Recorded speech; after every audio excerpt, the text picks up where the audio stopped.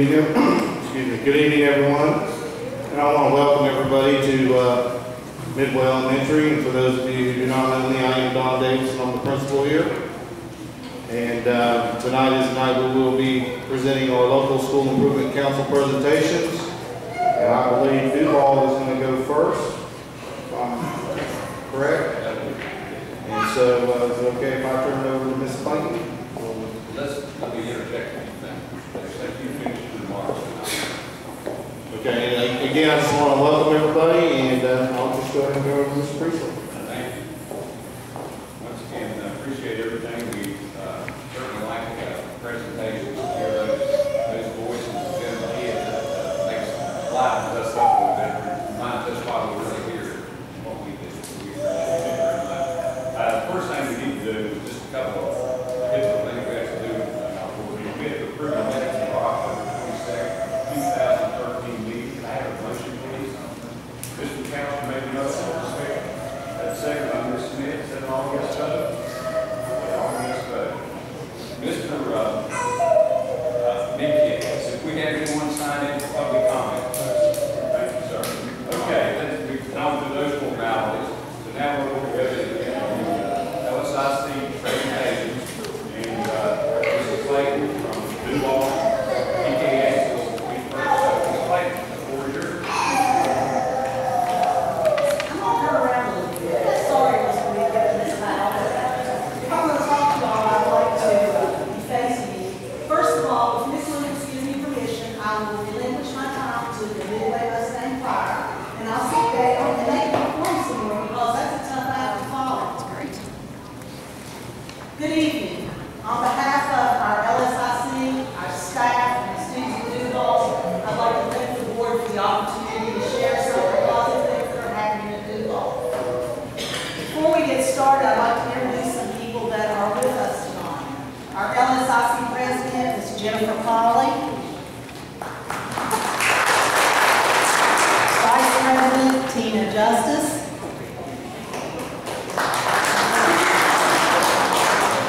That's not right. Just Tina.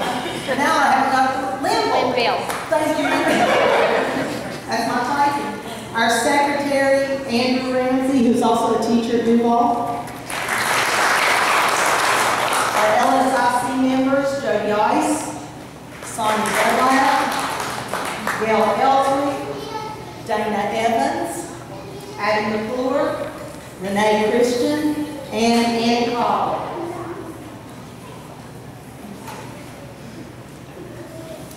I'd like to introduce Tina Atkins. She has taught second and third grade at our school. She now teaches fifth grade. She's in science, and we'll hear more about her later on how she's working with our fifth graders.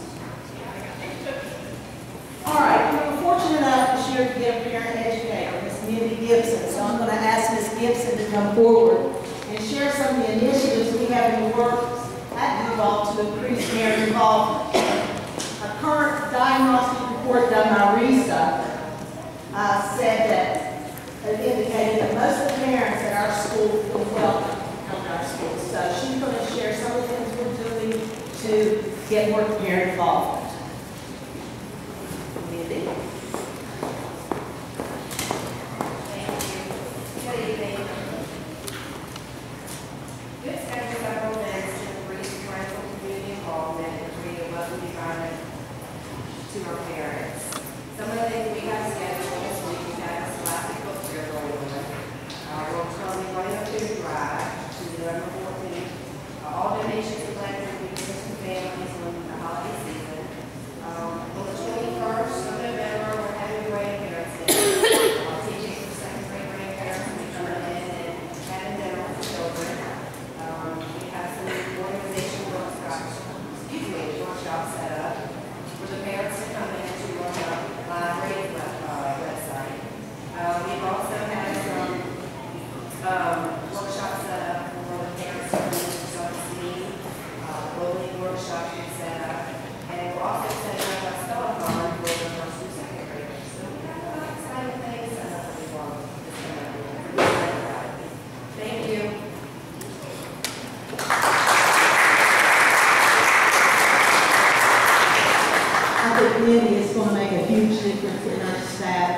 be able to do some of the things that I didn't have time to do, and so we're really looking forward to working with her.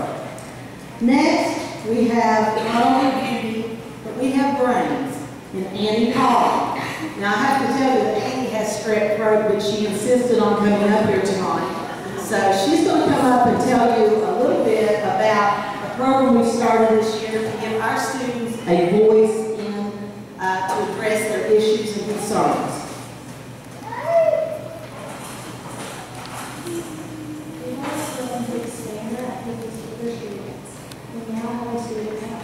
The student council is a marvelous way to allow students to express themselves. They are able to step out of the comfort zone and do activities that many may not have the chance to experience. Students also learn more about themselves about student council. Student council allows students to help one another and work without hurting other people. To teach students patience, responsibility, and a friendly way of contributing to their school, student council is the way to go.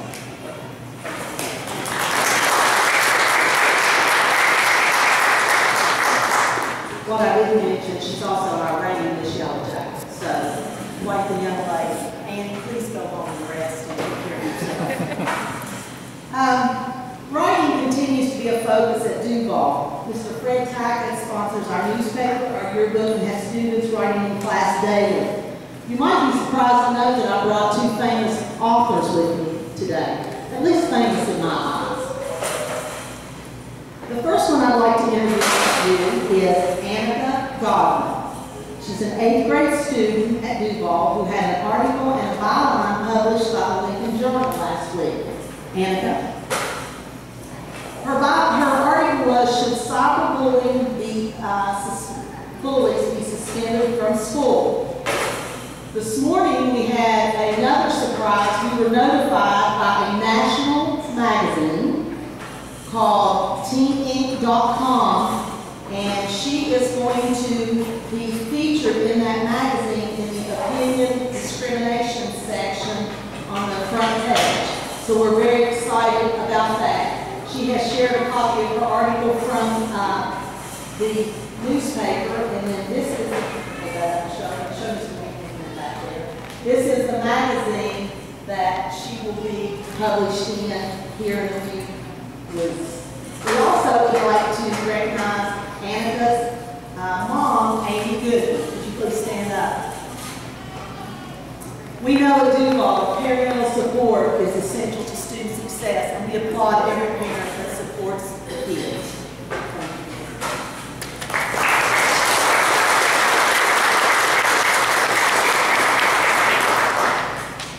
I'm going to bring forward Miss Anna Smith, and she is our next author. She is currently a 9th grader at LCHS.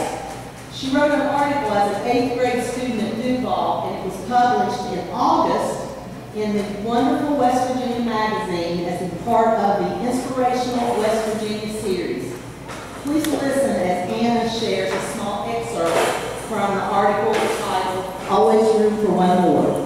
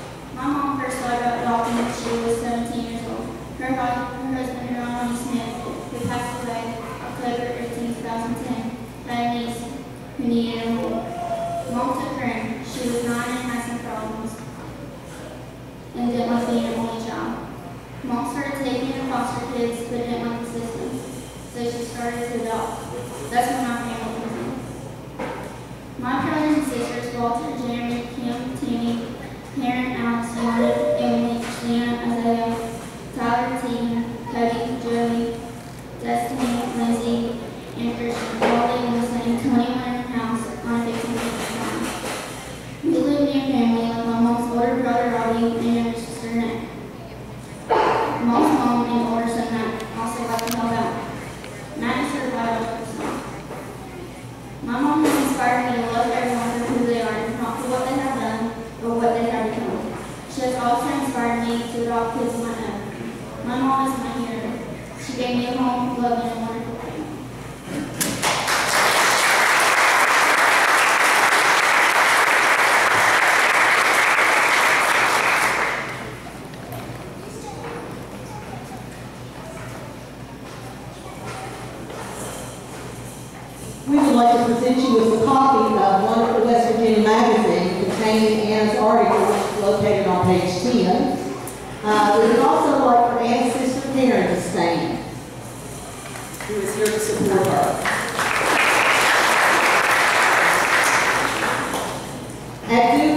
strive to give our students the tools and the confidence to be successful not only now, but also in the future. Moving on to the not so fun stuff. Maybe the stuff the board really wants to hear. We were designated as a focus school this year. What that means is that our general population of gap of achievement between our special ed kids and our general population is too large. I interpret that as meaning that most of our students are doing really well, and our special ed students have some areas they need improvement. I have to share this story because it's got lots of laughs over the last few months. When I found out we were a focus school, I was concerned, probably distraught. Mr. Dick called me. I was not happy. I didn't really understand what I was involved in being a focus school. A few days after finding out that we were a focus school, a parent called to enroll 3 students and asked if we had a gifted program. I said, yes, we did.